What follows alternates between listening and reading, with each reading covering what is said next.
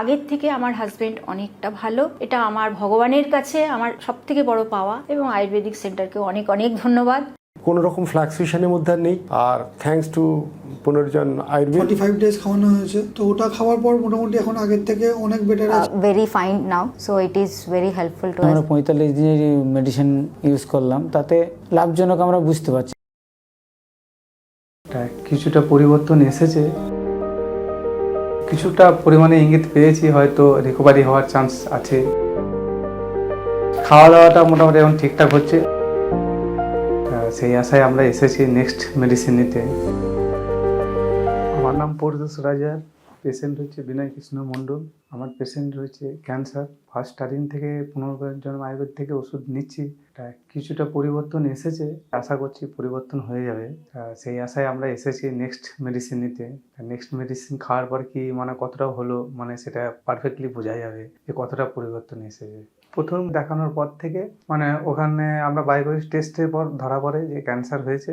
ওটা ক্যান্সারটা মানে আমাদের প্রস্রাবদ্বারে হয়েছে, ওখান থেকেই ধরা পড়ে। তা ওখানে ফার্স্ট দুটো ওটি হয়, ওটি হওয়ার পর তারপরে আপনার কেমো চলে, কেমো চলার পর মানে একটু শরীরের মধ্যে একটু ছড়িয়ে পড়ে। তা পেটিসি স্ক্যান করার পর ধরা পড়ে যে না, এখন ওখানে কোনো অপশন দিল না যে কেমো তো ঠিক হবে কিনা। তারপর আমরা অনলাইনের মাধ্যমে, ডাক্তার বলেছিল যে কোনো অপশন নেই, মানে পুরোপুরি বলতে পারে যে আমাদের কোনো অপশন নেই, যে একেবারে কোনো চান্সেস নেই। তা আমরা এখানে এসেছি পুনর্জন আয়ুর্বেদিক এসেছি, আমরা কিছুটা পরিমাণে ইঙ্গিত পেয়েছি, হয়তো রিকভারি হওয়ার চান্স আছে।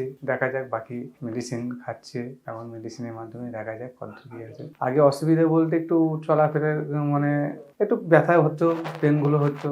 তা এখন কিছুটা কমেছে, এখন একটু মানে ভেতরকার যে যে জীবাণুটা আছে বার হওয়ার জন্য একটা ফোঁড়ার মতো হয়েছে, ওটা ফেটে ওটা দিয়ে মানে জলের মতো বেরিয়ে যাচ্ছে। তা আশা করছি পুরোটা বেরিয়ে যাবে, সেই আশায় আমরা আরও চেষ্টা করছি যাতে এটা সাকসেসফুল হয় রিকভারি হওয়ার। খাওয়া দাওয়াটা মোটামুটি এখন ঠিকঠাক হচ্ছে, মাঝখানে একটু অসুবিধা হচ্ছিল, এখন খাওয়া দাওয়াটা ঠিক আছে, অসুবিধা নেই। খাওয়া দাওয়া মোটামুটি সবই খেতে পারছে। কেমন সময় মানে কোনো কিছু খেতে পারতো না, গা হাত পা ব্যথা করতো, মানে কোনো কিছুই ভালো লাগতো না, খেতেও ভালো লাগতো না, ঘুমাতেও ভালো লাগতো না, এই সমস্যাগুলো একটু বেশি ছিল।